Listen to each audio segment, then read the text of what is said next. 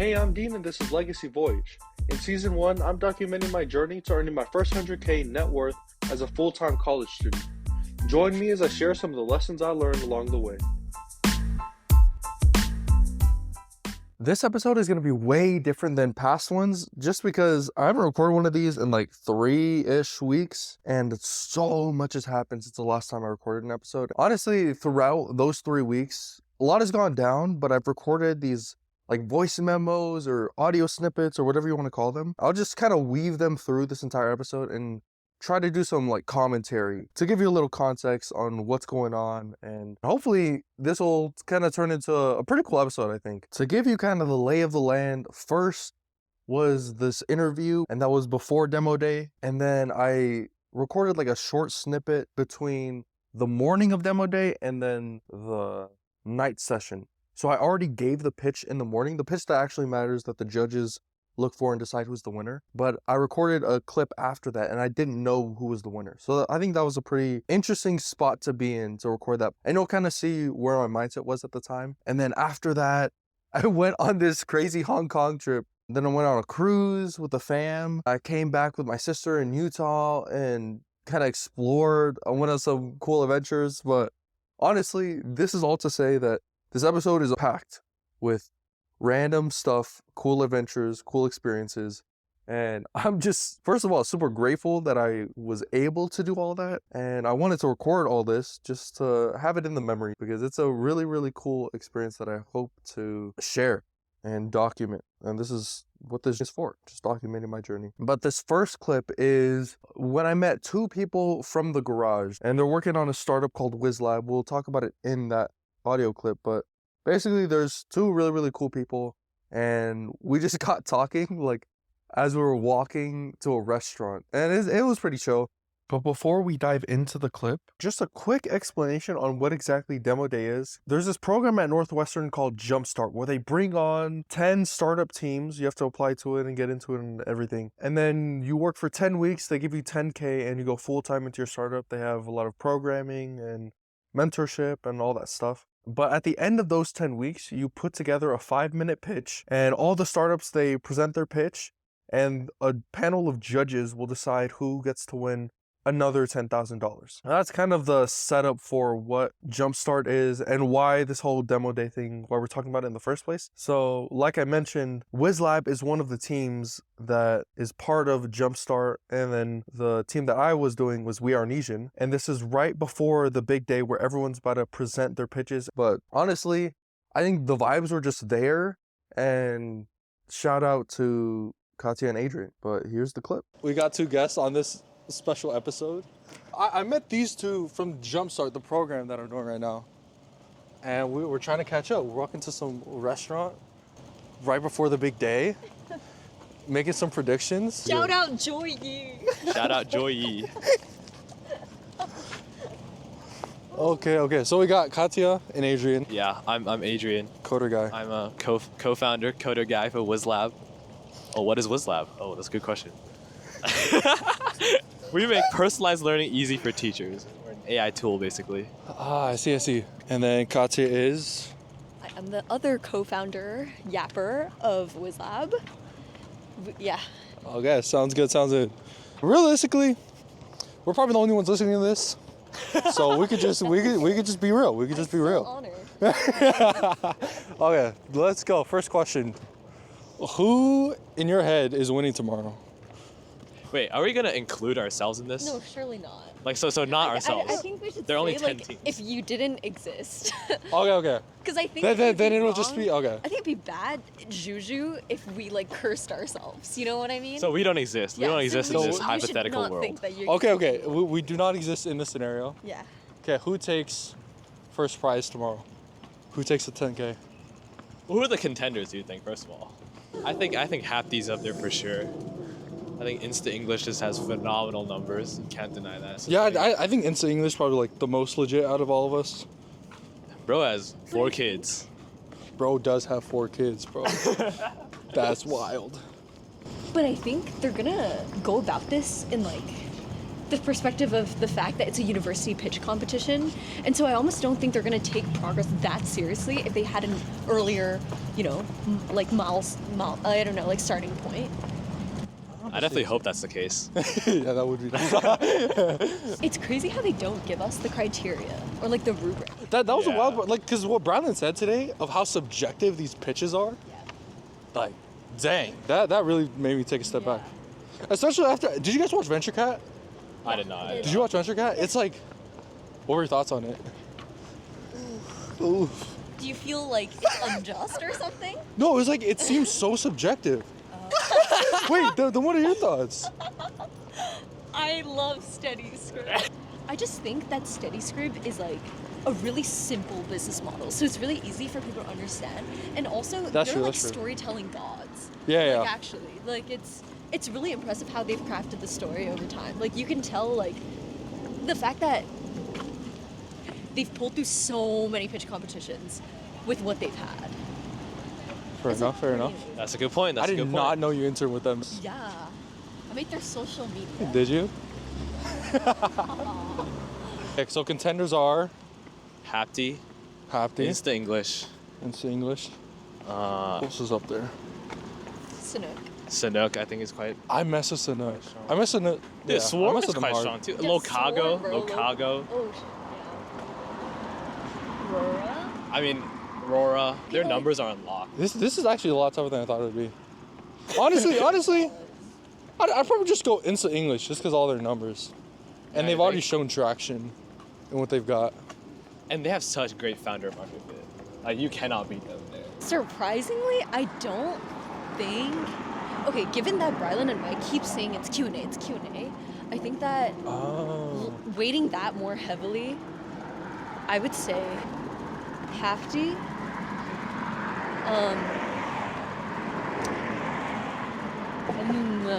Hafty. Maybe Locago Yeah, Locago would crush that Q&A. and. Dude, this is hard. And Sanook. Low-key a bit contrarian. Because I did not think that literally a day ago. About Sanook? About Sanook and Locago.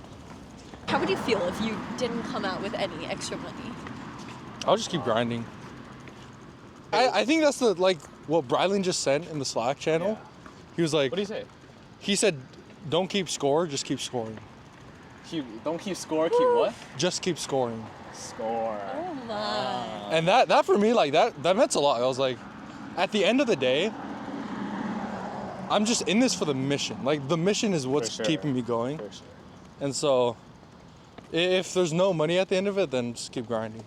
Yeah, and we were talking about this yesterday. It's Fail like, forward.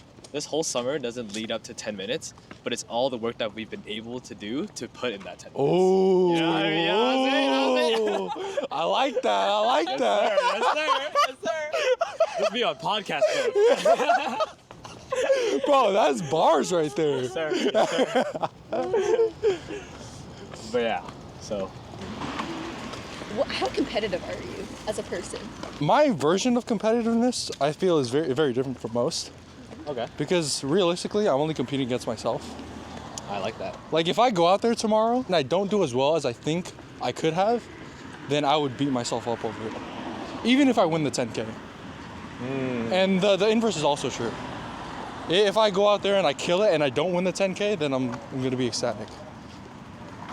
Fair enough. Have you always been like this? Not at all, no. Not at all. It took me a while. There's this idea of vertical comparison as opposed to horizontal comparison, where you compare yourself to how you were yesterday or the day before instead of comparing yourself to others. And so that for me has been a huge shift. Have you guys ever heard of Alex Hormozy? I'm so curious. Yes. Have you? Okay. Thoughts? Alex Hormozy, right? Yeah. what you said? Yeah, yeah. Thoughts? Okay, I haven't seen him that much. Okay, He okay. seems like a very aggressive guy. What do you know about him? Could Okay, be okay. could be very positive, but I feel like some people could also interpret that as very negative. Fair. Yeah, that's a pretty good summation, I would say. He has a lot of those weird He's also probably a philosophy guy. I'd probably term him as. Yeah. Philosophy, business type. I think so. And so that was one of the big things that he's about, being happy with the effort that we put in instead of the results. Fair enough. What do you think of the surge of the Sigma male content? Dude, I've heard this term Sigma so many times. I have no idea what that is. I'm so out of touch. I feel you know better. It's just like when it's like, all right, bro, to be a man, you got to get up at 7 a.m., do a 3-mile run, and then go to the gym 3 times in a day. Is alpha different? Same. Oh, Sigma alpha is like I'm a Sigma. lone wolf. Yeah. I operate. What's the difference between that and alpha? Alpha is like you're like A very leader, maybe? outwardly the lead. Oh, Sigma's like inwardly. Yeah. Okay. What do you feel about that mentality? I have no idea. I'd probably have to like, I don't know. How do you Fair guys enough. feel about it?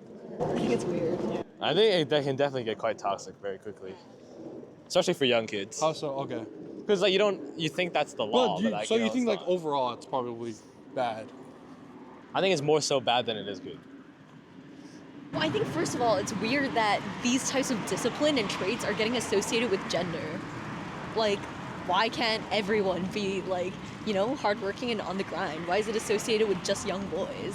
And like, why do these content influencers only target young men who are trying to like live up to the notion of being like a man, a provider? Like, what are you preying on here, you know? That's fascinating. I think that gets into like gender roles for sure. Because, yeah, in Polynesian Tongan culture, it's like they're very traditional with the gender roles. Mm-hmm. So how have you kind of navigated that with Chinese culture and also trying to be this motivated woman? Wait, what are the gender roles in Chinese culture? Same. Pretty similar? Okay. Yeah, I'd say pretty similar. So how have you tried to balance that? But actually, I think it's not that bad. Like not like. I think in terms of labor, it's almost pretty equal in Hong Kong because so many Hong Kong women work. But I think, I don't know. I've actually never like thought about me personally Why not? because I don't think I have a fair test. Oh. Yeah. I don't think I'm representative of like the classic Hong Kong culture and what it means to be a woman. I think my family members very much isolate me as an anomaly. Yeah. How do you think Rora would do in Hong Kong Ooh. or in Tongan culture? Oh. I really don't think people would deep it. Like the fact that their whole messaging is like, you know, like we're empowering women so that like you know, their hook is like, oh, when I first met Julie who had menopause and stopped her business, like whatever. I think if my mom heard that, she'd be like, what has that got to do with anything? Like my vag is just dry. Yeah, for context, Rora is how do they describe themselves? A vaginal mist for menopausal dryness. External dryness. Dude, Like that okay. image, that image, man. On What? Which one? Which one? I was like, they gotta zoom real deep into that, but like the microscope. if they zoom out, this gets rated R, bro, real quick. Yeah, that's funny. If you could be a woman for a day, how would you feel? Bro, first of all, if I were a woman, I would be wearing dresses all day. They seem like the most convenient thing to wear. Because you would wear like shorts under and have a workout in, and then just throw a dress over and like bam, you're off to the races. I don't know why I've thought about that so hard. Would you choose to be a woman in Tongan culture? I don't know. I mean, I guess I was born a man, so I would be happy being a man. Who do you think sees the most traction just after Jumpstart? Not just within the context of like a pitch competition. That's tough. And you can't say Insta English because they already have a lot of traction. Dude, low-key, I kind of go with Sanook. Because I feel like after today, or after tomorrow, here's the prediction. After tomorrow, someone's going to see their pitch and love it and then invest in it. I think they're getting an investor. What's your answer to that question? Who do you think I think gains the most dissertation traction? doc will see a lot of demand. Really? Just from the I'm sorry, not just apply right. No Just because way. there are so many people looking for that thing, and I've seen firsthand the amount of money that parents are willing to throw at anything. Wait, put yourself in your high school senior self's shoes. Would you trust an AI product with no stats or traction yet to guide you through this entire process? Like, I think I would like try it out. I don't think I'd go into it in the same way that I trust like a Pearson University thing or whatever other ones exist out there. Yeah. But like, I'd be like, for $25 a month, I'd try it out. I think you have a lot of traction, to be honest, because you're a legit company. Like, the risk there isn't, like, your success is very much dependent. Are you talking about me? Selling. Okay. Yeah. I thought we're not That's the including hope. ourselves. Oh yeah, sorry. But I thought we. That's the hope. Yeah. But I do agree. That's the thing is like traction, because like I can definitely get the sales. It's the back end that I'm gonna have the Right. hardest time with. What does that actually mean? Like the back end is designing and building and setting the businesses up. So it's like staffing. Exactly. Like that and like actually being the operator. Would you say that's like living up to the promise that you're selling? Exactly. Okay. But the thing is that I've already lived up to the 2 promises I've made so far. Yeah. So it'd be like having someone else live up to the other promises I made. I mean, you have a Something like playbook and you know it works. Yeah. Wait, so then the risk there is to what extent you'd be willing to invest in staffing and how that will equate to their output, right? Well, not even that. The risk is trying to find staffing that's already trained. Because the 2 alternatives, I could either train them myself or I could bring someone on who already knows their stuff. And you need someone who can do websites and what else?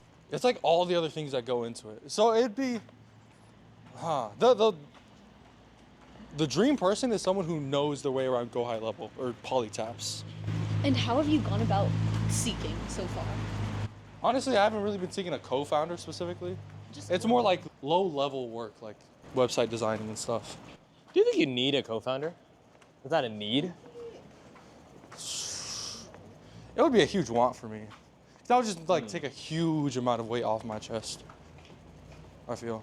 And then it would help me grow this like insanely amount, a lot more than I think I could grow it on my own. Fair enough. What are If they're the right co-founder. Build the perfect co-founder. Let's see. Nesian? Nesian, they have their own agency, but they're struggling to make sales. They've already proven that what they do works. They use the same software I do. And they're also in it full time. Do they need their own agency or can they just be heavily involved in the space? Yeah, oh yeah, they could be heavily involved. Okay. Yeah, something like that. That'd probably be the dream. Have you looked through the other white label go high levels? There's actually, I think across all of it, because I've gotten a lot of like courses and stuff, and I think there's one person in my mind. She is a Nesian who lives in Vegas. Oh, Wow. that's But I haven't reached out like at all. I don't know how I would Have you reach like out. talked to her or like? I definitely should, huh? like literally tomorrow, you know? Like, cause like if you can go like, oh, I just won this, and I'm pretty sure you're gonna get audience favorite. That's the So hope, bro. you have a cool pic to show her. Maybe like join my team. Hello. How many hours do you spend at the garage, like on a typical academic day?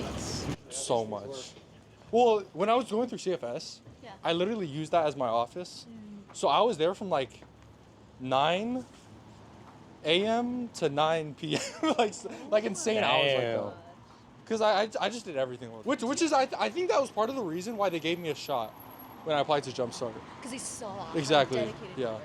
Because literally in that same meeting, they were like, I think you get the award for the most time spent at the garage. Cool. Now that's the end of that clip. To touch a little bit more about the ending of what I mentioned in there, how they kind of gave me a shot to do Jumpstart because realistically, they probably wouldn't have let me in if it wasn't for all the time that I spent at the garage. But they gave me a challenge. And I talked about this literally on the journey while I was still in the moment. So you could go back and listen to those past episodes, but the challenge was to make $1,000 by a certain time. I think by summer. And then I hit that challenge and got into Jumpstart. But I think that was just like, I guess, a testament of the grind and the hunger that I had, that I will go out there and get things done to hit goals. Anyways, after that, I recorded this next clip. Basically, I did my morning pitch for Jumpstart in front of the judges for demo day, and they've already decided who won. But at this point, I don't know if I won or not, or where I'm placed. But I record this clip just diving into some thoughts that I had. It was basically like how these podcast episodes normally are, but like you probably have noticed, this is not a normal podcast episode. So I'll let that clip play and come back after with some more commentary on the next adventure that I went on, which was to Hong Kong. So stay tuned. Okay, just wrapped up the morning pitch for Jumpstart. Because today's the big day. Today's Wednesday. The entire summer, we've been working 10 weeks for all of it to lead up to those 10 minutes where we give our pitch for 5 minutes and then the judges will give us some Q&A for the other 5 minutes. So we did that this morning. Haven't gotten the results back, but just a quick report. Honestly, I felt like I did not bad at all. Not bad at all. I mean, low-key, I'm not sure if it's a good thing or a bad thing because they finished asking questions before time. So we'll see. I think that's a bad thing, but if nothing else, hopefully I'll get audience favorite. Get a quick 1K. You feel me? You feel me? Yeah, but we'll see how that goes. Anyways, the story for this episode, and then I'll get back to the Jumpstart stuff. But the story for this episode is I remember one time, well, at Northwestern, they have this pirate class. It is literally a class where they teach about pirates. Like, what is a pirate? Pirate history, where did pirates come from? So we looked at pirates from, I think it was the Caribbean, or Caribbean, however you say it, and then African pirates, and then we went to the Japanese or Chinese pirates. So we just did a whole bunch of diving into pirates. But one of the things we had a part of this class was kind of like this role-playing scenario. So it was like a smaller discussion group.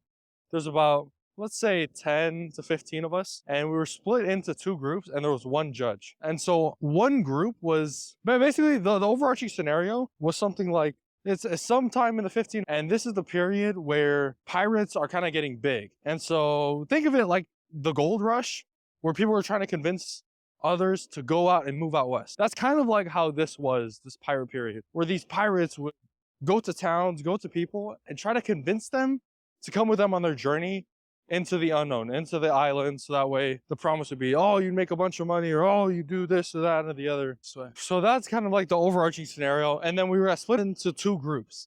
And so one group was the pirate group that was trying to convince the judge to come and follow them on their expedition or voyage. And then the other group was people from that village that they're at, trying to convince them to stay. And so we split up into these 2 groups, and we try to list off a bunch of reasons. And then we're like, okay, this person will talk first, and then after that, we'll give this person enough time to speak, and then we'll give a rebuttal to the other group, and then we'll have a conclusions. Basically like your everyday debate type of style. And then the judge will consider who wins and who loses. Keep in mind, while this is all going on, I'm overthinking that I really want to win this. I'm like, man, I really got to do this. I got to get into my salesman hat. So I put my salesman hat on, and then I start trying to think of the perspective of that person in the scenario. And so the time finally comes for me to do my pitch, basically. I'm trying to sell them on becoming a pirate. And so I put my salesman hat, and then I start going off. And in the moment, like, I thought I was killing it. Looking back at it now, I realized that I was completely talking past the judge. The reason why is because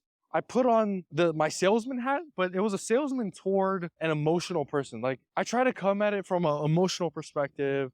Like, that's kind of what my argument led into. And then I thought I killed it, honestly. I was like, yeah, that was awesome. And then the other group went and they presented toward the judge. They brought up all of these logical arguments. They're like, okay, let's look at the numbers. Only this many people survive after making the voyage. And even if you make the voyage, odds are you're probably just going to get killed over there. And if you don't get killed, you're probably just going to still be broke anyway. So very logical minded. And lo and behold, of course, they win the debate because they did something that I didn't know. What they did in that debate, that scenario, is they understood the audience.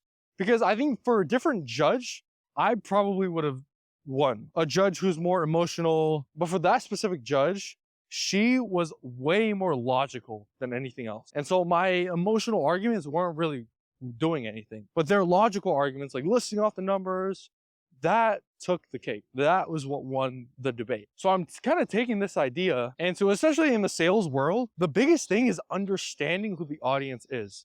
So for the past 10 weeks, like I just mentioned, we've been preparing this pitch, putting this thing together, or maybe not for the whole 10 weeks we've been putting the pitch together, but for the past couple of weeks, we've been really working hard on putting this 5-minute presentation together. But what's really key is trying to understand who the audience is. Because in some cases, it'll be potential customers, or maybe investors. But in this scenario, there's kind of 2 audiences we're pitching towards. The first audience is the judges that I just did this morning. And then after they did some Q&A. But then the second audience is like the public audience. So people to vote on their favorite pitch, and then the audience favorite gets 1,000. But that has been one of the bigger learnings, is truly trying to understand the audience or the judge or the customer or whoever is on the other side of that pitch. And not understanding that lesson is the reason why I think I failed in the pirate pitch that I was trying to give. Hopefully I did a little bit better in this one, so we'll see. Honestly, at the end of the day, we put in all we can.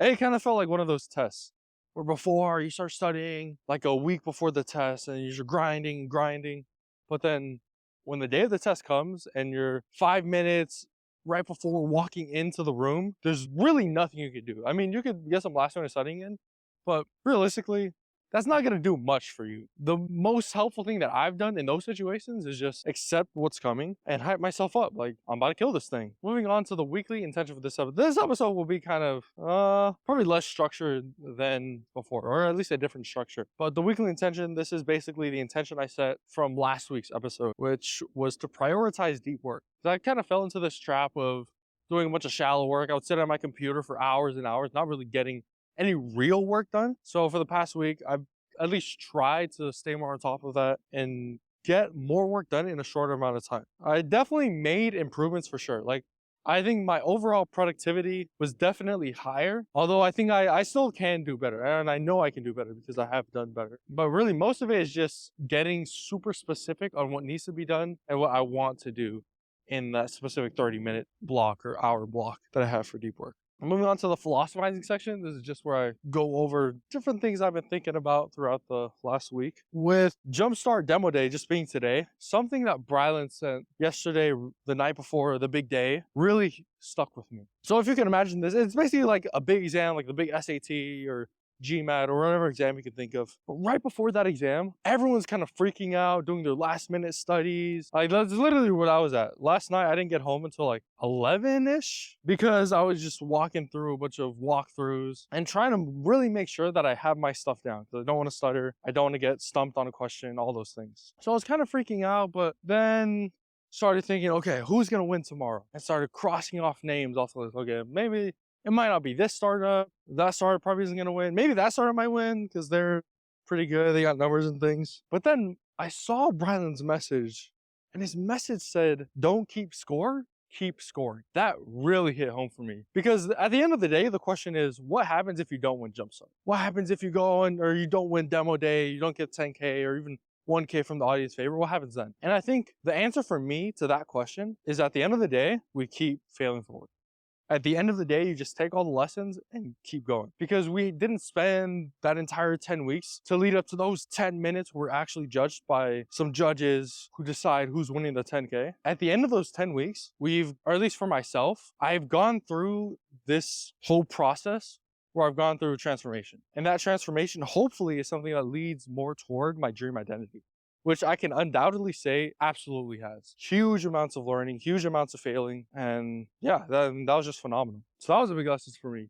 Don't keep score, just keep scoring. Keep pushing forward. And don't do none of this horizontal type comparison where you're constantly holding yourself to another standard. Even though in some cases I could see that as helpful, but in this scenario, like within Demo Day, it's just so subjective where it's actually up to the judges. Whatever they feel, whatever their vibes are. And honestly, leading up to the pitch, I wanted to go over a couple things that I learned, especially coming from the student athlete background. So I think in the last episode, I went over some lessons I learned as a student athlete. This will kind of be a continuation of that. But one of the biggest lessons that I learned as a student athlete, and I talked about this last episode, is this idea of staying hungry. I vividly remember when I got put on the JV team, but my cousin got varsity. And that really messed me up in my little 14, 15-year-old brain. Or I think by then I was like 15, 16. That really messed me up with my like self-worth. Like, man, I'm not even varsity. But it also made me super hungry to get on the varsity team, where I literally emailed the head coach and I said, let me practice, or would you let me practice with the varsity? So I go JV practice and varsity practice, and that idea of staying hungry, being hungry, that I think really taught me to just hustle. But one other big lesson from that whole student athlete experience was performing, or not even that. The easiest way to explain it is practice like you play. And here's a perfect example with this pitch. I can't count how many times, well, I've probably done it at least 10 times, of where I've practiced this 5-minute pitch actually in the same room that I'm going to be giving it. Same room, same lighting, basically same everything. And actually, anecdote or side note on this part, we did a couple of run-throughs. So on Monday, we did a run-through. This was just in front of the whole group. And that was like any other run-through, because before then I practiced a bunch of times in that same room, with same lighting and same everything. So I practiced a bunch of times there. And then the next day we did a run through, but instead of the lights being on, the lights were off and there were 2 spotlights right at me. And in that setting, I was like shell shocked. Like not shell shocked, but it was a different environment, which was different than I practiced in, which kind of threw me off. So maybe there's like a double-edged sword to this, where you want to be flexible enough to play in any environment. So I don't know, maybe I'll think more about that. But anyways, that kind of threw me off. So I started a couple times in that pitch. But then after that, I practiced a couple more times in the same lighting just to really get it down, because this idea of practicing how you play. And I could even feel it back when I was a student. Like, it was different playing on those home games, because those are the same fields that I practice on. Those are the same fields that I feel comfortable with, and I know where certain spots are on the field. And so it just felt more easy when I practice how I play. After pitching We Are Nesian, I'm really thinking more about this balance between driven, motivated culture of Northwestern versus the laid-back, chill culture of being Tongan, Polynesian. I realized that it truly does come down to motivation, because what motivates the typical Northwestern student is very, very different than what motivates the typical Nesian. More specifically, the Nesian is way more driven because of their family, to provide and spend time with their family. Whereas in my perspective, the typical Northwestern student is realistically driven by money, status. Like, those seem to be the bigger things. But it's interesting because for our families to provide and make time for them, we're willing to put in that work. We're willing to work those 9 to 5 and even way longer than that. Even 9 a.m. to 9 p.m., that long. Manual labor that's hard and intensive, if it means that we can provide for our families. But the thing there is that it seems like the feedback loop is so quick with it, where I know that if I put in these amount of hours, then I get this amount of money that can provide for my family immediately. Whereas something like college, you go to college and really you're paying for this potential outcome where you don't get that immediate feedback loop of being able to provide for your families. And I think that's at least part of the reason, or maybe it's completely irrelevant to the whole conversation, but in my head as of right now, that seems to at least be part of the reason why this is the way it is right now. That was honestly a pretty big epiphany for me. And then continuing with this idea of Nesian, I had literally just learned from one of the other startup founders out here at Northwestern. He's building Tego Tech, which is like a wall magnet outlet, something like that. But he's also Indian and he went through med school. He told me something that I honestly found so interesting. He was explaining to me kind of the racial breakdown of his class, rough estimates, of course. He was like, oh yeah, there are like 30 Indians, like 30 Asians, and 4 Black people. But from his perspective, he just could literally see how much more connected the Black students were, and even like Black doctors were, to help those students out. They seem to be way more connected. And part of the reason in his head was that Black community is just so small that they're so willing to help each other out. And I could undoubtedly say that for us Nesian. Like, that's how it is. I would be so willing to help out another Nesian. Or some other random Nesian would be so willing to help out me because of this mutual identity, this mutual connection. There's literally less than 0.1% of us. I think, oh, actually, I should clarify that. There's less than 0.1% Tongans, I think. So maybe I should go clarify that, because I think there is probably like 1 to 2% Pacific Islanders. But anyways, that was a huge insight to me. And that's one of the reasons why we're building We Are Nesian. Because we go to these business owners, they don't know who to trust, but we can trust each other because of this shared connection, this shared identity. And basically like vibes. That's the gist of it. Oh, I gotta go to the garage. Okay, let me do this walkthrough. Yeah, I'll come back after. At the end of that recording, I got this message from Mike. He runs the garage and he was like, hey, where you at, bro? because I was supposed to be at the garage to do the run through for demo day, but I was late. In typical Nesian fashion, I got the message, so I like ran straight to that and recorded that episode. And then this next clip is from after demo day. We headed to like a restaurant and everyone grabbed some lunch and everything. And there I was talking with one of the people that I met through the Jumpstart, through the demo day, or through the entire program. And I was like, hey, you know what would be cool? To go to Hong Kong, because this person, they live in Hong Kong. They're working on WizLab, and one of the co-founders was like, hey, you should pull up. So I was like, say less. And with the United and Delta benefits, I'm like, might as well. So I went on a huge adventure. It was super, super fun. But this clip is from when I returned back from Hong Kong. And there's literally like the craziest story. Well, probably the most spontaneous thing I've ever done was booking my flight the night before and then heading to Hong Kong at 6 a.m. the next morning. And then I was there for like 2 days, literally like 2 days, which was, it was so much fun. Definitely one of the highlights of my life, probably, because it was just such a fun trip and like one of the funnest, best adventures that I've been on. So this next clip is just a quick update after returning back from that Hong Kong trip. And quick disclaimer, the audio is not going to be the best because I didn't have a microphone. Now I do have a microphone, so hopefully the audio moving forward with this podcast will just be a little better. But yeah, just bear through the audio with that one, and then I'll come back at the end of the clip. Just landed here in San Francisco from Hong Kong. That was a phenomenal trip. Literally decided the night before to pull up. Only there for 2 days, but had a ton of fun. And now headed to Florida for a cruise with the fam. But I think so much has happened in the past week, I feel, because I still haven't given an update on Jumpstart. So update with Jumpstart, did not win anything. But regardless of that, I think I'm so happy with my performance because I didn't mess up on the actual pitch itself. And then the Q&A portion went well. So I think everything there, like no complaints whatsoever about my performance. So I'm happy with what I did. I did not win. And the feedback that I got from Brylan afterwards was that my vision wasn't clear enough. So one of the questions they asked me, what's your vision for this thing? For We Are Nesian? And I was like, oh yeah. Long-term vision is to eventually do this agency model where I'm bringing on virtual talent. So connecting Nesian talent and Nesian businesses. And story short, it just wasn't a good enough vision, or at least it wasn't a clear enough vision where it could actually become. But after I caught up with another dude, I think his name was like, actually, I don't want to butcher it, but caught up with another dude who's like, oh man, actually, I see this Nesian market as like the beachhead market, which from my understanding of the beachhead market is just like the initial market, and then eventually it'll grow from there. But realistically, we can copy and paste the same business model to other minority groups, other groups that feel this sense of connection just from being in the same minority. And I think I honestly agree with that as well. So it's kind of like the Blavity take, where Blavity really targeted their target market. And I was like, you know what? Maybe I could do like some sort of partnership with Blavity, but I'll focus on a specific island or something. But instead of doing that, I think it can be something similar with We Are Nesian, but tailoring that to other communities and bringing on a partner who can run that side. Something like that. That's honestly a clearer vision or a bigger vision than what I had in mind. So that was a big learning experience. I think there were a couple of things I had on the notes that I was going to go through, but I'm just going to give like the life update on everything that's been going on. So after we finished up the pitch competition, we went and I think we got some pizza or whatever. Well, of course, my mom pulled up for the pitch and we're over there having dinner. And then one of the other teams, a part of the Jumpstart cohort, I got super close to them by the end of like week 8 or something. But one of them was headed to Hong Kong where they live. And they were like, oh, bro, you should pull up. And I was like, bro, say less.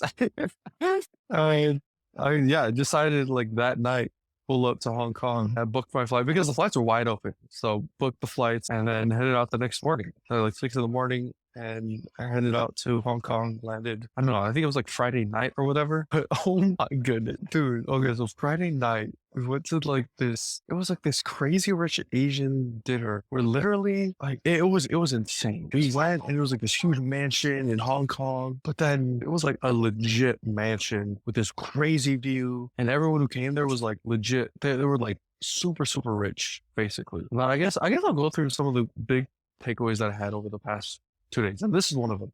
So we pull up to this crazy rich Asian dinner, like literally as we're going up this mountain. I remember vividly the scene from Crazy Rich Asians where the 2 girls, the 2 women are driving up to the house. They're kind of getting lost. They don't know where to go. And they get stopped at this gate with some security guards who pop out of the window. They're like, should you be here? But they finally open up the gate and then they go in and they find this huge mansion out of nowhere. That's literally how I felt pulling up to this thing.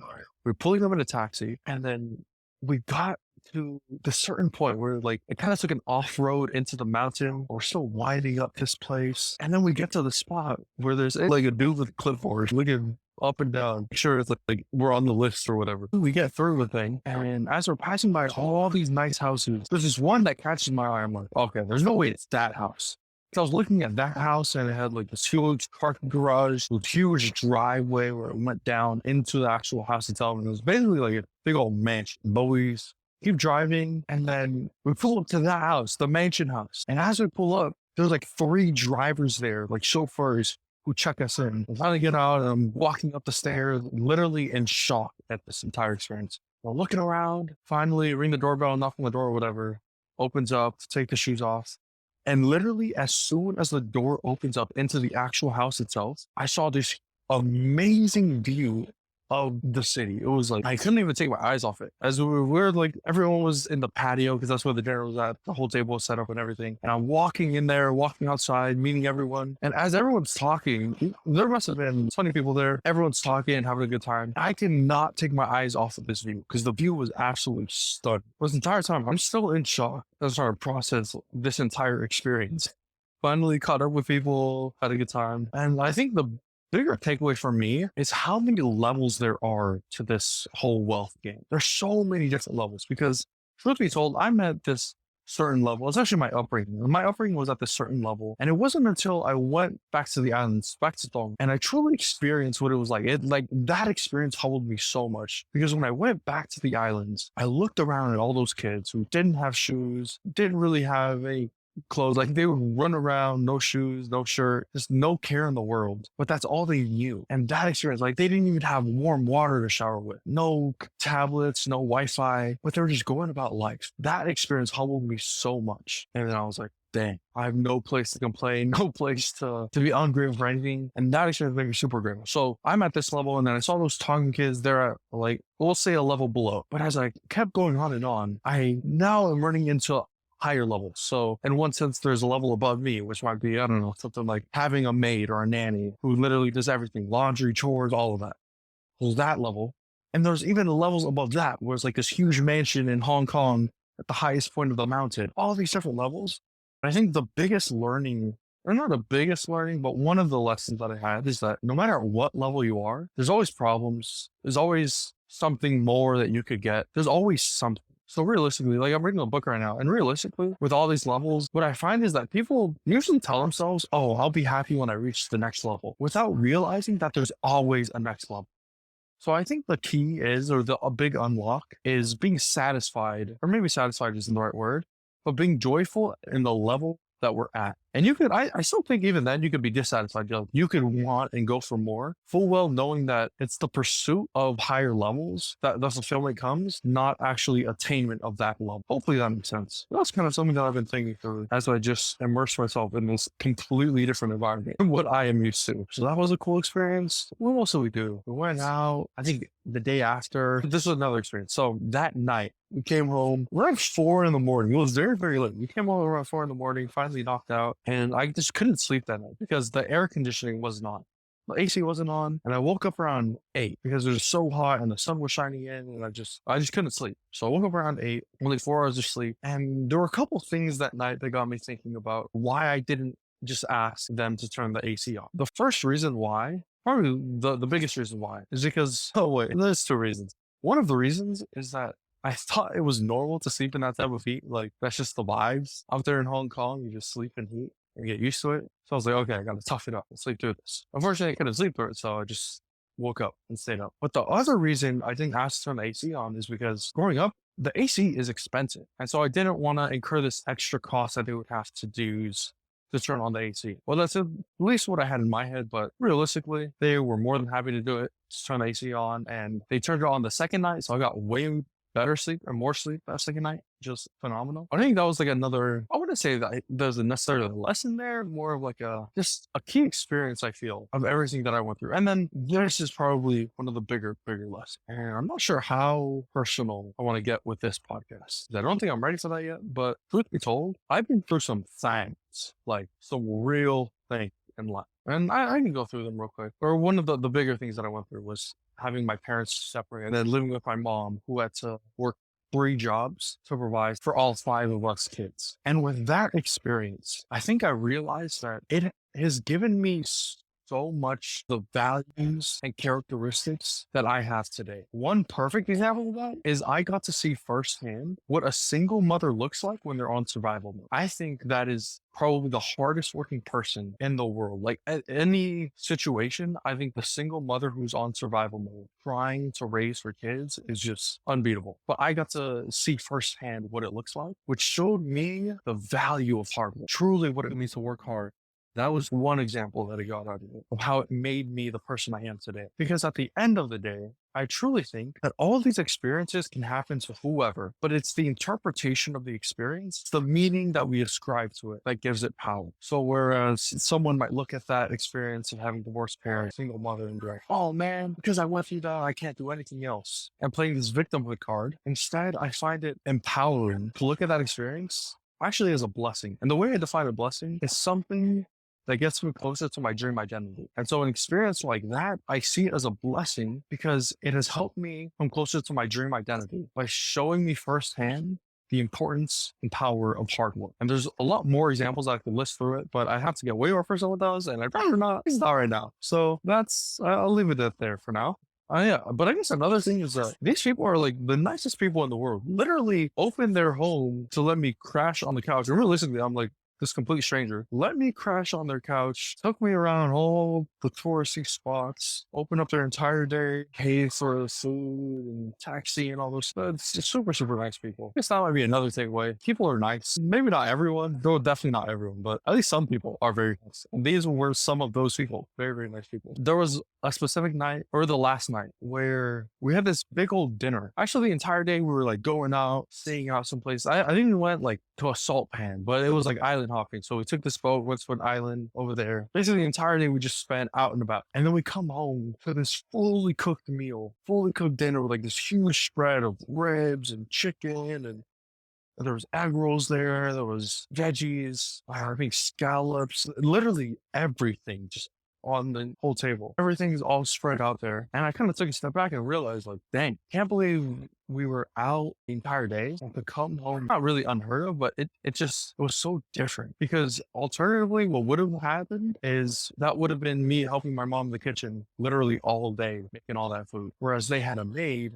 So I guess I just spoke to like this idea of different levels. But I guess the point I'm trying to make is that after the dinner, we're having like these deep combos with some of the fools. So deep combos, talking about a bunch of things. And something really cool about having this philosophy major is that I think it really helps me get good at asking questions, and specifically questions that help me understand the other side and the other point of view, to really weigh it out and critique it and things like that, wrestle it in my head. Well, we're having those types of deep combos, and at least a plus that I had is that I didn't get heated, because usually I think a year ago or 2 years ago type ding probably would have gotten very, very heated. Whereas now I'm trying to catch myself more and not get heated, but just try to understand is really the goal of conversations like those. What else is there? Oh yeah, I guess now I'll get to what I'm up to now. So just landed, and low-key, I was headed to the wrong airport. My flight was booked for Orlando, but I was supposed to be in Miami, which is a 3.5-hour drive away from each other. But luckily, I rebooked my flight, so hopefully I will get to Miami on time to make the cruise. Okay, thanks for bearing through that audio, but I just want to clarify. So at the end of that clip, I realized that I was actually booked for the wrong flight, because I was going to Florida. So I was like, okay, yeah, I'll meet you guys in Florida. That's where the cruise was taking off from. But instead of it being in Orlando, which is where I thought it would be, it was in Miami, which is, like I said in that clip, like 3.5-hour drive or whatever. So at the last minute, I'm trying to look for flights. And as a reminder, I fly standby, meaning I only get seats if seats are open. So I'm looking through all the flights, and this must have been, I think, 11, approaching midnight. So these are like the latest flights that are taking off. So I'm just over there trying to find flights that are coming. And man, low-key, I wasn't too stressed about it, because I don't know, I was probably in the mindset that things would work out eventually. But that's eventually what happened. I mean, things did eventually work out. So I was able to catch a flight and then made it in time to get on the boat. So that was nice. So that was the next adventure. The Hong Kong trip, that was the first trip of that like 3-week period, which was super, super fun, like I mentioned. And I have to reiterate how amazing, how cool of an experience that was to just be embedded and placed in this completely new environment, completely new culture, completely different people who had completely different views on like everything from me, which I found really, really cool because it gave me this whole new perspective of life. And I guess that experience has taught me the importance of, I think, traveling, but more broadly, just gaining new perspectives, because it truly made me take a step back and reevaluate where I want to go in life. Which I know is kind of like deep and philosophical, but I think it's true. Like, it truly, I don't know, it meant a lot, and it was a really, really cool experience. So just want to reiterate that. But now moving on to the second trip, and from now on, I didn't take any other voice memos, voice recordings, so now it'll just be me ranting right here and yeah, talking about the rest of this past couple weeks. But now moving on to the second trip was the Bahamas trip, which was the cruise with the fam.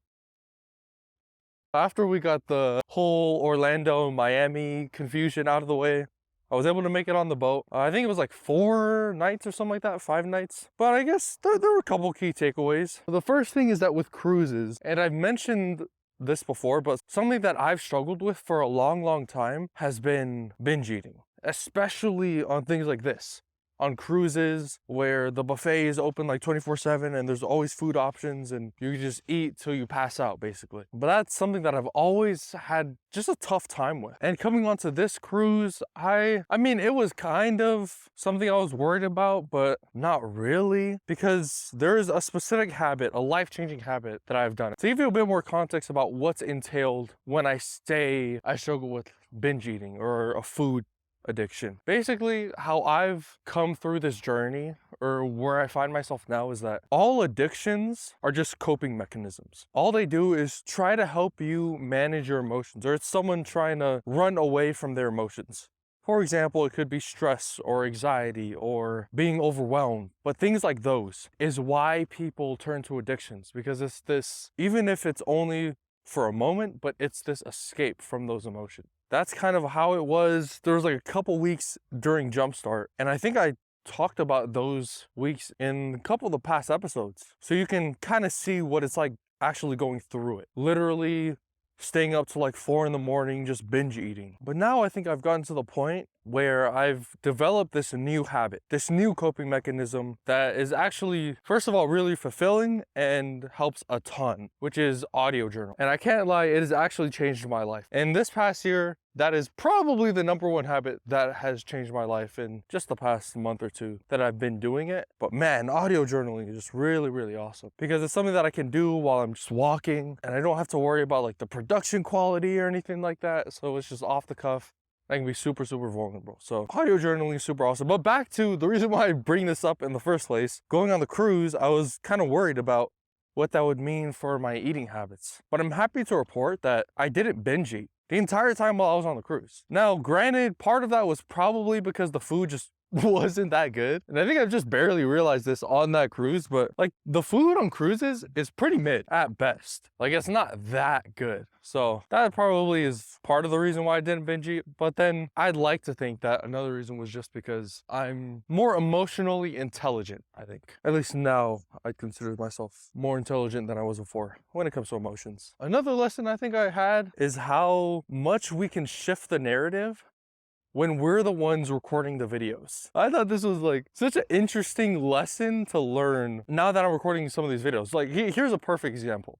There was one time when we were on the cruise, we got off the boat, we're in the Bahamas, and we're just walking around. Now, as we're walking around, keep in mind that I'm not too smart, so I didn't wear sunscreen the day before. None of us wore sunscreen the day before. So literally, me and all of my siblings, we're all burning and peeling because none of us wore sunscreen. The next day, like, this is the aftermath. We already like sunburnt like crazy, and we're still walking through the day because we haven't learned our lesson. So we're still in the Bahamas walking around, and we're all sunburnt like crazy. And me and my brothers were all complaining. We're like, man, can we just go home? Can we just get out of this heat, out of the sun? Because we're all burning up like crazy, and it was also super, super hot. So as we're all complaining, me included, we're all complaining, I pull up my phone, I start recording, and I'm like, look at these two complaining over here about the sun and the heat and the stuff, as if I didn't complain that entire time as well. And then we finally decide, okay, now we're just gonna walk back. So we decide to walk back, and then I pull up my phone again and I start recording. I'm like, look at these two. They want to walk back to the ship so bad because they're complaining and they can't handle. And I think this is actually a pretty powerful lesson. But when we have the camera in our hands, we can control the narrative. And the reason I think it's powerful is because bringing it back to like life experiences, I think when we can hold the camera in our hands, when we can take responsibility, it's super, super powerful. Because by having that camera in our hand and by being able to control the narrative, we can shift our perspective on the way we see things. For example, instead of viewing a past experience as super, super traumatic, and like, oh my goodness, because I went through that, I can't progress or I can't achieve something. Instead of looking at something like that, instead it becomes a shift in the narrative. Because we can change how we view those things. And we can look at certain experiences and be like, okay, because I went through that, it's actually built my character to the point where I actually can achieve what I want to achieve. So a little mini lesson there that I think was really powerful. Something else that happened on the cruise that I think is another good learning experience is I met these two fools. They're both Filipino dudes from Canada. And they're around my age. One was 18, the other one was 19. And we just sort of started catching up. We met one of the earlier days on the cruise, like day 1 or day 2. And then we finally got off the boat, I think on day 3. And I was swimming in the beach with the fam. And I saw them from a distance, so I went to say what's up to them. And we're just sort of catching up, just seeing how things are, what they're up to. And I don't know how it got onto this topic, but the topic of relationships came up. One of them was in a relationship, so he was like locked in. But the other one, the 18-year-old, he wasn't in a relationship. And so I don't know, I was like, hey bro, you should talk to some of these girls out here. And you should have seen his face when I brought that up. Like, man's literally turned red. He seems so nervous to go up and just talk to people, to talk to girls. And I don't want to say like, oh, I'm someone who's always going out there and talking to females or whatever. Because in all honesty, like, I'm probably a lot similar to him. But the way he was so nervous about talking to girls and like, oh my goodness, being rejected is like the end of the world. I just thought that was so hilarious. And literally that same day while we were at the beach swimming, there was this group of girls. I want to say like 3 of them. And I was like, okay, let's go talk to them. Okay, me and you, let's go. And he was so nervous. He was like literally trying to swim away from them. And I saw one of them, they were like on the sand for the beach. And so I was like kind of walking toward there and he was kind of following me. And then I went up and just said, what's up? I was like, yo, what's up? How's it going? What's your name? And then the dude was off to the side, like so nervous for his life. And then he asked the question, he was like, oh, is that the Filipino flag? Because I think she had this tattoo of the Filipino flag. And she was like, yeah. And then they instantly have that connection, so they hit it off. And the rest was also the race. Not saying that anything came of it, but I think the big lesson there is like how nervous this guy was to get a rejection, to the point where he didn't even want to put in the effort, where he didn't even want to try because of that fear of rejection. And where I see myself now, like, failing forward is literally the name of the game. Because if we're so scared of failing, then odds are we won't even be able to see any type of success. I was trying to explain it to him, like, getting a rejection from a girl, and it doesn't even have to be a girl, getting a rejection from anyone is not the end of the world. The worst case scenario, you never meet them again, you just move on, and you get this new experience under your belt that you can take into the next time you have something like that. And that's why I'm so big on this idea of failing forward. That's why I love this frame shift. Another side note, or one final thing on the cruise, is that I met someone who literally goes to University of Chicago, which is just the biggest coincidence in the world. But it also got me thinking about how valuable it is to put oneself out there. Like for me, I went to all the mixers, I went to as many things as possible just to meet as many people as possible. And that was super, super valuable just because you get random connections and you get to meet random people who you could hopefully help out, and just putting yourself out there just opens up more opportunities, I think. But anyways, those are some of the lessons from the cruise. After the cruise, I decided to go back with my sister who lives in Utah. She goes to BYU, and that was a whole nother adventure. So that's the end of the second trip, which was the Bahamas Cruise. And then I went on this third trip to Utah, which was awesome. As a little side note, I think that Hong Kong trip actually made me more adventurous in a lot of ways. One of those ways being wanting to go out and talk to people and meet them, because there's so much that we can learn. There's so much that I can personally learn just from these new perspectives. And so I think after that Hong Kong trip, I just wanted to get out of my bubble more. Just wanted to meet more people, which is why I think on the cruise, I really wanted to meet a whole bunch of people, which I definitely did. But I especially did it when I came to Utah. So one of the first days that I was in Utah, I think I was just helping my sister move, so that was pretty chill. But then second or third day, I forgot which one, but this is the day before school at BYU starts, Brigham Young University, the LDS Mormon school, because I grew up LDS. And so most of my family are LDS. But this is the day before school starts. And there was nothing to do, so I just went around for a walk and wanted to go on another adventure. So I was just roaming through BYU campus, kind of exploring. I went to, I think the first stop was like their business building, which was pretty cool. It was like the Marriott Center building because the owner of Marriott is LDS. Went through there, and then I went through the library. That was pretty chill. But then I went to the student center that they have. And I remember I was kind of exploring, just walking through. There was this big fair going on for one of the volunteering opportunities because I guess they have a whole bunch of volunteering opportunities at BYU for students. So I went there and I went upstairs in the student center. I was just exploring more and more. And then I saw this meeting that was going on. I was like, huh, what's that about? So I walk into the room and I look around. There's like a whole bunch of students sitting around. Must have been probably like 200 to 300 kids sitting around for this meeting that was gonna happen. And I was like, oh, I'll just sit down on this. So I walked into the meeting, sat down, and I was just on my own, kind of looking around, seeing who's where. And then I saw these couple dudes to my left. And so I went to there and I was like, I said, what's up? And I was like, hey, what's this meeting for? Why are people here? And then he was like, oh, it's a transfer student meeting. I was like, oh, it was like, I learned that this was apparently an orientation for transfer students. So I sat through the whole meeting, got some free Chick-fil-A from answering a question, and just sort of kept meeting everyone who was in nearby because we broke off into small groups just to get to know the people who were sitting around. And one of the people I met was actually from Chicago. So we just sort of started talking more and more about Chicago, Northwestern, and things like that. And then I threw this question out there. Well, it was the whole girl was like, so what's the vibes after this? Like, where are people going? And then the girl who says she's from Chicago was like, oh, I think I'm gonna go play pickleball with my friends. And I was like, bro, can I pull up? And she was like, yeah, for sure. So I literally went into a random meeting for transfer students, a meeting I was not supposed to be at. And then I met these people who were there, or maybe it was just her. I met this girl who was there, who was playing pickleball, and then I went to go and play pickleballs with these strangers, which is literally like a 15-minute drive away from where we're at. So her friend came and picked her up, so I hopped on a car with these strangers with a friend, and we like went around and played some pickleball. And it was pretty chill. And then after, they dropped me off to where my sister was at. But that was a cool mini adventure where I kind of got to see what this whole BYU experience is all about. But then after that, the day after, I started talking with my sister. Well, actually later that night, I was talking with my sister. I was like, what are the odds I can just pull up to classes? And so at BYU, they have this like list of classes that you can kind of look at. They give you the time, they give you the room number. So I decided to just look up any classes that I want to go to. So for 2 days, then the next 2 days, I went to a whole bunch of random BYU classes.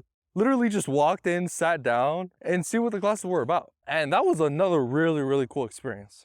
Most of the classes I went to were philosophy classes, but a couple of them were like Pacific Island or Polynesian related. I think the two that I went to that weren't philosophy classes, there was one called Geography of Pacific Islands, and then there was another class called Polynesian Dance class. So that was really, really cool. Oh, and then I went to a psychometrics class, basically how to measure things in psychology. Because instead of like the hard sciences, which you could literally take out a scale and measure, it's kind of hard to measure how much someone is angry, which is kind of what psychology is all about. Like measuring these things that are more like abstract ideas, if anything else. So now I want to run through some of the lessons that I learned through that whole experiences, like going to all these classes at BYU. The first thing I want to talk about, and I'm still not completely sure because I'm still trying to think through this idea, but I've mentioned it before, and it's learning merely for the sake of learning, because that's something that I don't think is necessarily the best idea, the best thing to do. Because I think a lot of students, they go to college or they go to school merely for the sake of going to school. Like they don't know what they're gonna do out of school, and they're just going just to go there. And they're like, oh yeah, I wanna go to grad school just because I wanna go to grad school. And I'm like, bro, that doesn't, like, why though? Why do you wanna go and do all those things? Like in my head, there had to be some higher reason, some bigger purpose why you're doing it. And even if that purpose is to meet new people or because you enjoy learning about the things you're learning about, then I think that's a better reason than going just to go. But the point I'm making here is that connecting all of this, like different things we're doing, learning, traveling, all those things, I think connecting them back to my why has been really, really powerful. Here's an example of that, where I look at traveling not as this something that I just want to do just for doing it, like traveling for the sake of traveling, but instead I travel for my people. And that's one of my, I guess you can call it joy equations, happiness equations, but it goes my God, myself, my people, then my work. And if I can connect reasons that I do things back to those 4 big pillars, then I think, at least for me, it has helped a lot in terms of giving myself direction on where to go and just like purpose in general. Or if I can connect it back to like the ultimate purpose of pursuing my dream identity, then that truly helps a ton. Something else I noticed while going to all these BYU classes is that it felt a lot like an echo chamber. And I'm still trying to figure out if that is helpful or not helpful. But like I mentioned, BYU, and you probably know this too, it's an LDS school. So like literally 99% of students at BYU are all LDS. And when I went to these philosophy classes, it was really, really weird for this specific philosophy class. So I went to a philosophy of religion class, and I think that was the first philosophy class in my entire life where the professor straight up said, I am going to be biased in this class. And that made me kind of take a step back. I was like, really? Because philosophy classes, in my experience, even at Northwestern, literally all of those professors try to be unbiased in what they're teaching. Like literally they take positions that they don't even hold just to challenge the class. Like they'll play devil's advocate to challenge the class and what the majority of the students believe. And I find it super, super helpful because it truly challenges our beliefs, which I think is really, really important to try to understand the other side. Because even if you don't necessarily agree with the other side, by understanding them, you can come to a better understanding or a better position on your own views. And you can strengthen your own views. But it's interesting at BYU because 99% of them, they agree on like some pretty fundamental things of the LDS religion. Like they agree on the God debate. They agree on Jesus Christ. They agree on Joseph Smith. And so there's no way to challenge those beliefs. Which is why I feel like I probably wouldn't like going to that school just because of how much of an echo chamber it feels like. So I think the big lesson there is just trying to challenge my beliefs, because I think there's one thing that I actually thoroughly enjoy is when other people challenge my beliefs, because then it helps me come to a better view of how the world works, I think. And another lesson from that Utah trip was that I realized how much I like to be humbled. And I think this kind of connects to the previous point, where when someone challenges my belief, and they show me that I'm wrong about something, then in some ways, like they humble me. They make me see that I might have been wrong about that topic that we're debating. And like even the first time I went to Tonga, where those kids were running around and having the time of their life, even though from my perspective, they had so little, but from their perspective, that's just all they knew. Like that experience truly humbled me. And even going to Northwestern, where I thought I was killing it, I was out here with the startup, got into the garage, got into Jumpstart, but then I meet these other people who are literally killing it. Like this one dude who I met when he was only 18, a freshman, just trying to figure things out, literally built a $400,000 ARR business in the span of 4 months. That dude humbled me like crazy. And I like it when I'm humbled because it just makes me hungrier and it makes me want to like learn more. Because when I'm humbled, that's when I can learn. So going to BYU, like meeting some of those people, I think in a lot of ways it fed my ego, because I was kind of meeting people who I'll say weren't necessarily as driven as I am, or they weren't as driven as the people that I like to surround myself by. Surrounding myself with people who challenge my beliefs and people who humble me, I think is really, really powerful and helpful in my eyes. But yeah, that's all the takeaways and the big rundown for all those lessons, or from the 3 trips that I went on the past couple weeks. And I didn't realize how long this episode would be, but this is going to be a very, very long episode. But I don't know, I'll just make this like a super mega episode. Moving on to the next section, which I call it the L's of the week, which is just a couple L's that I took, because I think there's a lot of learning that comes from those L's. I think one of the L's is just being better about communication, because there was miscommunication on the Florida confusion. Like I booked my flight to go to Orlando instead of Miami. So that was a pretty big L, but I think I learned a ton. And then I think also I want to give a little report on demo day and Jumpstart, because I think this is the first time I've finally come back to California. I'm in California right now, by the way. And I think this is the first time where I finally come back and can really think through things there. But like I mentioned, I didn't win. I didn't even get audience favorite, but I did have a huge learning experience, a huge lesson, which was to grow my vision for this company, to grow the vision to be something bigger and just get clear on that vision. But yeah, honestly, I haven't been working on any We Are Nesian stuff for the past like 3-4 weeks, but now I'm gonna be hopefully back on the grind, trying to get better at that. And then as another L for that, I've finally come back to California, trying to start working again. And I think trying to get back into the swing of things is definitely tough. Like, for example, I stayed up till, I want to say like 3-4 in the morning last night, just because my sleeping schedule has been completely thrown off. And I think I want to talk about this as well. Last night, I definitely had, I think you could definitely call it a relapse, but not to the same extent, I think, when it comes to binge eating. So last night I was like, had this really big urge to eat some cookie dough. So I literally made cookie dough at like 1 in the morning or like 2 in the morning, like super late, and then had some cookie dough and then stayed up till like 4 in the morning. But I think the reason I did that was for a couple reasons, but the bigger one was that I wasn't turning to audio journaling, because I haven't done an audio journal in kind of a long time. But I think now that I'm going back to those, trying to build up my routines again, I'll be trying to focus more on that. But yeah, those are all the L's of the week. Now moving on to the next section. This next section, I call it the weekly roundup, but it's basically random things that I find throughout the past week. And in this case, 3 weeks, like articles, podcasts, things like that. But the quote that I found was from Charlie Munger. He said, "The safest way to get what you want is to deserve what you want." And that, I think, is a huge lesson that means a lot to me. And I'll actually share this story. But while I was in Utah, I met up with some other Polynesian founders.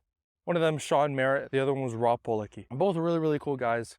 But I met up with them at Mo Betta's. We just had some food real quick. And they're way older than me. One's like 40 something, the other one's like 30 something. But they're telling me about how their lives are going, the startup life, and how much their wives have helped them on the startup journey. Like their wives have stayed strong and believed in them and stuff. And I asked them this question because I was super curious about it. I was like, okay, what advice do you have for a 19-year-old trying to find the one? Because they're over here talking about how they found the one, how much has changed their life, how helpful it's been for them. But I'm just like a 19-year-old, like, teach me how to do that. So what does it mean to find the one? Like, how do you go about that? And immediately Sean Merritt, he said this answer that immediately made me take a step back, and I was like, man, that is so true. But he said this answer and it resonated with me so much. And what he said was, Dean, don't find the one, become the one. And I don't know why it resonated with me so much, but I think Charlie Munger hits on that exact same thing. Like, you don't try to find the perfect business. You don't try to find the perfect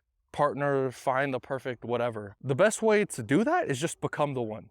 Become someone who deserves to build a successful business. Become the one who deserves this hard-working partner. And in my head, to pursue the one, to become the one, is my dream identity, Sisu. And to go after Sisu and pursue all the character traits and values and habits and mindsets that he embodies. That's what it means for me to become the one. And so that's kind of what I think Charlie Munger's hitting on here, and a quick anecdote that happened during that Utah trip. One question that someone asked me, it was like in a group of us. I think 2 of them were Chinese. Another person was Japanese, I believe. And then the person who was leading this whole conversation, it was a really weird yoga meets dance meets meditation meets therapy type of thing.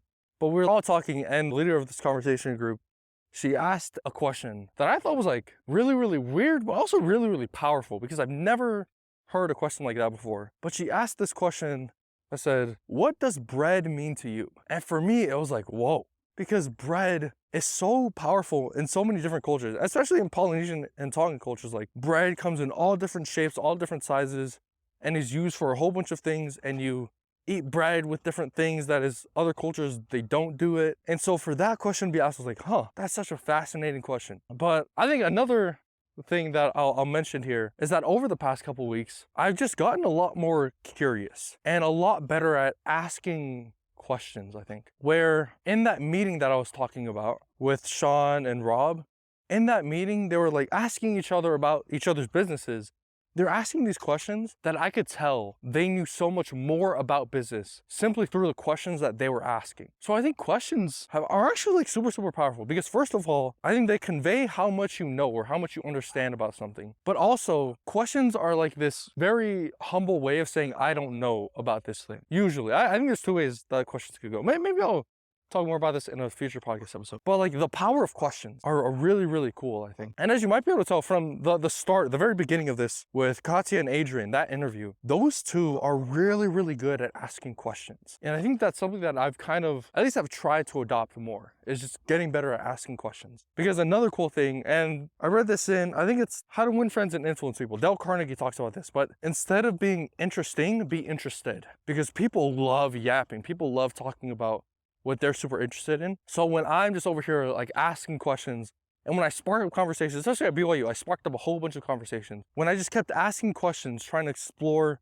someone's journey or explore how they got to where they are and ask questions that they find super, super intriguing, then they just like light up like a rainbow and they can go on and on and on. And I don't even have to try at all to carry a conversation because it's just me asking questions and then they can go on and on about whatever they want to talk about. The next thing I found was a short snip from a podcast by Modern Wisdom. I think Chris Williamson is the one who runs it.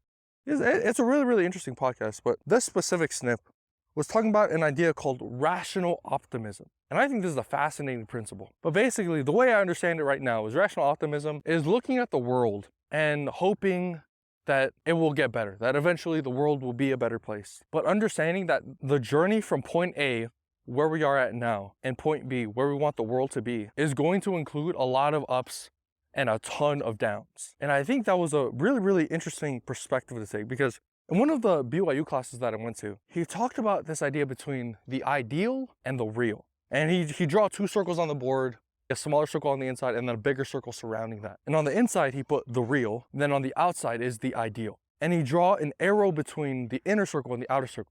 He called it the gap.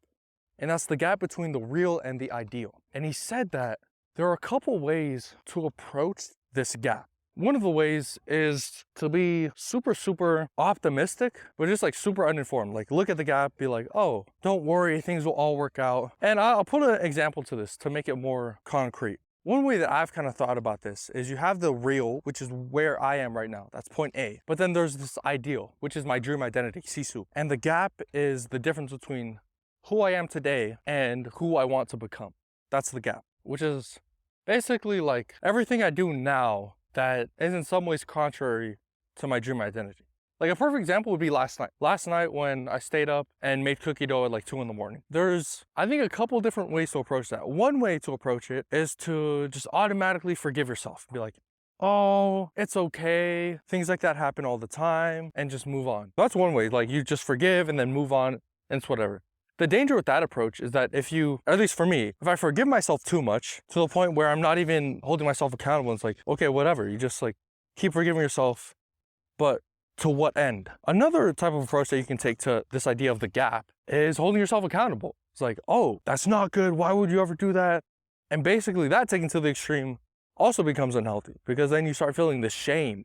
It's like, I am a bad person. Why would I ever do this? And there's no way out. Like, there's no point in addressing the gap in the first place because it's impossible to address. But then there's this third option, which I see as kind of like this golden mean that Aristotle talks about. I definitely want to explore it more in the next podcast episode, which basically means any virtue taken to the extreme becomes a vice. So too much of it is bad, and also too little of it is bad.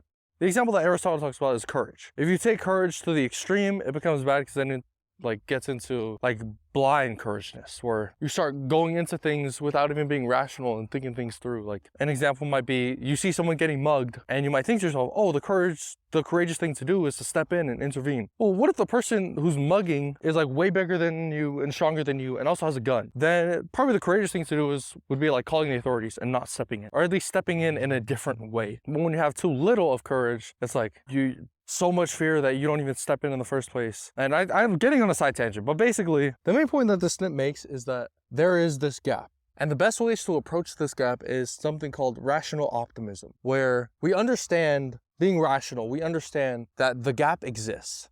And there is this gap between point A and point B, the real and the ideal. And being optimistic, we want this gap to close. We think that eventually there will be a world, or there is a way for us to at least close the gap smaller than it is right now. But the path to getting there is going to be hard. The path to getting there is going to be tough. And the way I thought about it, especially in this whole startup and company culture, is that being rationally optimistic is when we set a mission for ourselves. And we're like, okay, we set a goal. we're going to hit 100,000 by the end of this year. But then taking a step back and being rational about that goal. Like, of course, we can be super optimistic about it, but we also have to like be grounded in reality. Like, is this actually possible? And I still want to explore this idea more because from examples that I've seen in the past, people like Michael Jordan, people like Napoleon Bonaparte, people like, I don't know, Steve Jobs, all of them seem to have this idea of rational optimism, but I think you also see hints of irrational optimism. But I don't know, I think I want to keep exploring this idea. Maybe Kanye is another example of like, oh, I'm going to be the best. Well, what evidence do you have to say that you'll be the best? Because for every Kanye, for every Michael Jordan, there's 1,000 other kids who never made it. So maybe the optimistic part might be like hoping to become that person, but the rational part would be like recognizing that they're only one in a few. I don't know, just an idea, but anyways, the book that I want to talk about is called The Courage to be Disliked. And I actually loved this book. I think it was a fascinating take because it challenged all of my beliefs. But basically, here's how I would describe it. Throw out everything you think you know about trauma and happiness because this book challenges all of that. So fair warning, this one is not for the faint of heart. And the whole premise of this book is that there's this philosopher and a student. And the student is trying to learn from this philosopher. And the philosopher lives by something called Adlerian psychology. Alfred Adler, I think is his name, comes at this whole idea of psychology from a very different take that I also find is a lot more in tune with how I kind of view things, with like pragmatism and things like that. But it's a fascinating book. I was recommended this book by someone who lives in Hong Kong, and so he has a really unique take on life, and this book has a really unique take on life as well. So I definitely look forward to like a G-Boat summary, yeah, some type of full episode summary of this book, because I cannot wait to dive into it, because there's a lot of lessons that I think I've taken, and hopefully we'll try to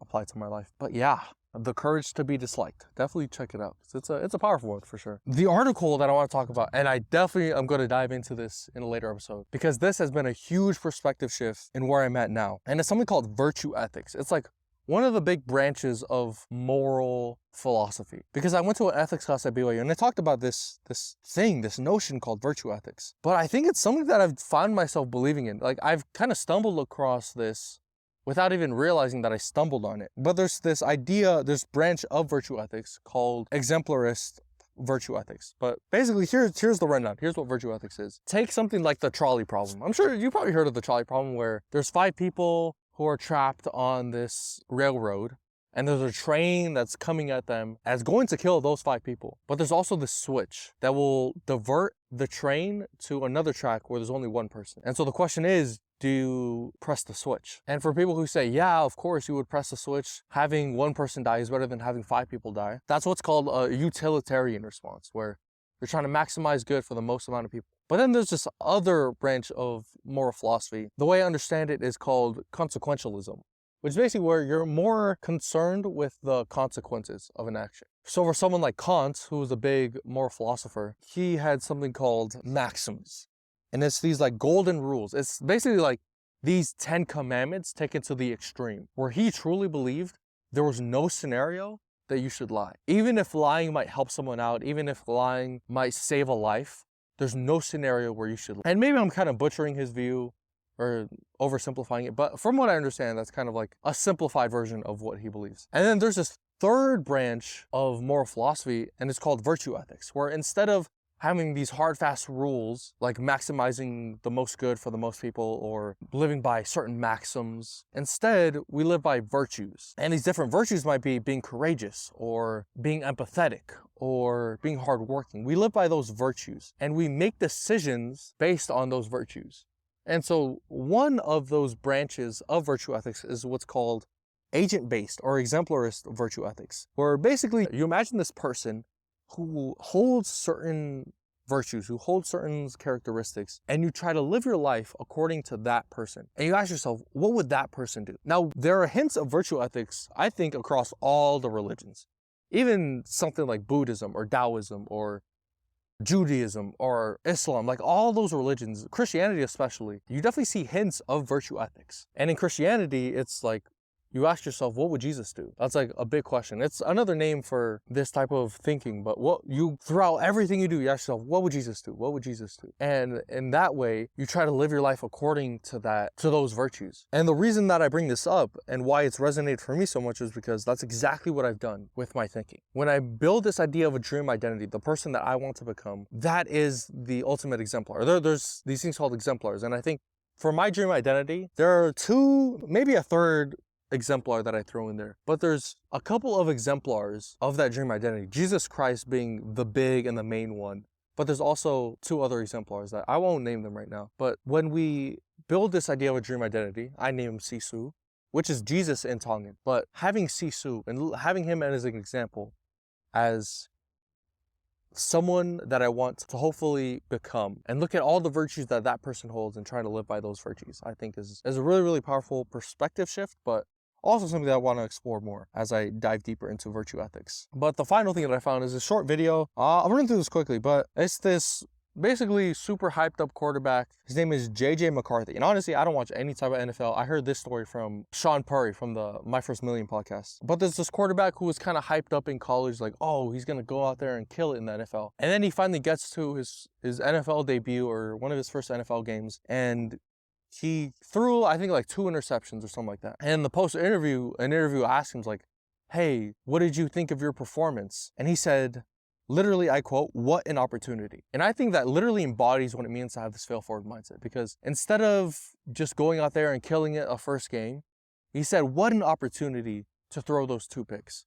Because now I can bounce back from that, and I can mentally prepare and know what it's like to fail, and know what it's like to throw those 2 interceptions. So hopefully I can take those lessons into my next game and bounce back from it. So that was something that I want to share super quickly. But now moving on to the life update. This section of the podcast, I just kind of go through my priorities in life and give a little update on how things are going. First is my God. I think, especially after going to BYU and really traveling in general, I haven't been on top of a habit that I've been kind of keeping up with. One of them being reading the scriptures, the other one being praying. And especially as I've been kind of exposing myself to new perspectives, I think I'm now realizing how important and how valuable this idea of religion, and especially Jesus Christ, how important he can be to someone's life. And I say this because he has honestly undoubtedly changed my life. But when I go through periods of where I'm going on vacation and I kind of stop reading scriptures and stop praying and stuff, then in a lot of ways it kind of makes me lose I wouldn't say lose, I would say it kind of makes it blurry, my vision for where I want to be. Because by reading scriptures and reading about Jesus' life and his teachings, it helps me get super clear on my dream identity. But when I stop doing all those things, it creates a more blurry vision. So there's that. And then there's also, I'm still trying to explore what it means to believe in Jesus. Because I can say all day, like, oh yeah, I believe in Jesus Christ, or I'm trying to live my life by his teachings. But the next question is like, what does that even mean? More specifically, who got it right? It is the bigger question that I'm currently exploring. Like, okay, even if you do accept Jesus Christ and say that he was the person he claimed to be, there's a lot of churches, a lot of religions who claim to also teach about Jesus Christ. The Baha'i faith is being one of them. The Baha'i faith is fascinating. But there's that faith, and then there's the LDS or the Mormons, and then there's like mainstream Christianity, or the Protestants and the Catholics, people like them. Like all of them claim to believe in Jesus Christ, but they all claim it in very, very different ways. So that's the current thing that I'm trying to think through. Where I'm now is I've kind of find myself in one of 2 camps. Either I think the Catholics got it right or the Mormons got it right. Because there's a lot of reasons, but there's this idea called sola scriptura, where it's like by the Bible alone. And to me, that doesn't seem like a convincing enough case. It just seems contradictory. It doesn't seem rational to hold to sola scriptura, so I kind of reject sola scriptura. So yeah, there's a lot more explanation that I can dive into, but that's where I find myself right now. I think either the Catholics or the Mormons got it right, because both of them stake claims to Jesus' church. No more simplified way to say it, I'm trying to find where Jesus' church is today, where his true church is at. And I think from what I've seen, only the Mormons and the Catholics stake a claim to Jesus' true church that he established when he was on the earth. So that's kind of where I find myself now. And who knows? I don't know. I'm still on this journey. We'll see where things go. But yeah, like I said, trying to be rationally optimistic about the future. Hopefully I will get to where I want to become we get to where I want to be and see where things go from there. But anyways, let's see. Moving on to the next pillar is myself. A little update on that. I think I already kind of alluded to where I was last night was kind of like a relapse in some ways of this whole binge eating thing. But I don't know. It wasn't the same type of binge eating because it wasn't purely out of like trying to run away from emotions, but it definitely was running away from emotions. But I don't know. In that same way, I'm still trying to be rationally optimistic. Like that's something that I could improve on, but I want to improve on it more. Hopefully I will. And just try to find ways to improve on it and build up the habits again that I want to help me toward my dream identity. Yeah, but for the most part, it's been good. In terms of physical health, like I said, like on the cruise, I didn't binge eat at all. And I've just been kind of more on top of things when it comes to mental health and physical health and things like that. So in terms of myself, definitely doing very, very well, I'd say. This has probably been, over the past couple of weeks, it's probably the most I've ever focused so much on my people. Because I've literally spent all that time with my people, just with people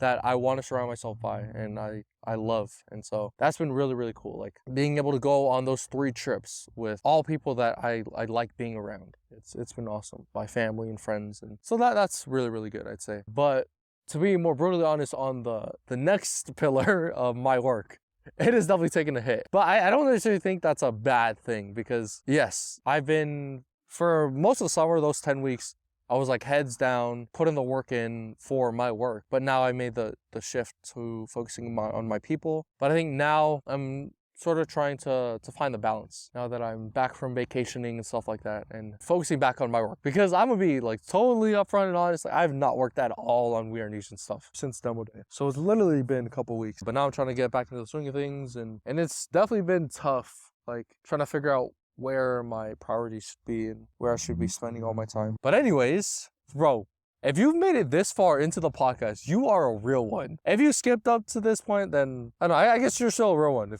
if you are listening to the podcast. But if you listen that entire hour and something minutes of the podcast, I commend you. I commend you a lot for being a real one, sticking with it through. I'll do this later, like in a couple weeks, but I really want to do this thing where I interview myself every single birthday. And so I want to see the progression because I remember watching this Billie Eilish interview where she's interviews herself every year and you can kind of see like how she's evolved over the years. And I think I also want to do that. So we'll see how that goes. Stay tuned for future projects. Appreciate you tuning in for the journey. Hopefully you got something out of this because that's what it's all about. I'm just recording the journey. I'm in Cali right now, just sitting down at a bench in darkness at PM. But I wanted to, record this journey and hopefully help someone out there. But see you in the next episode.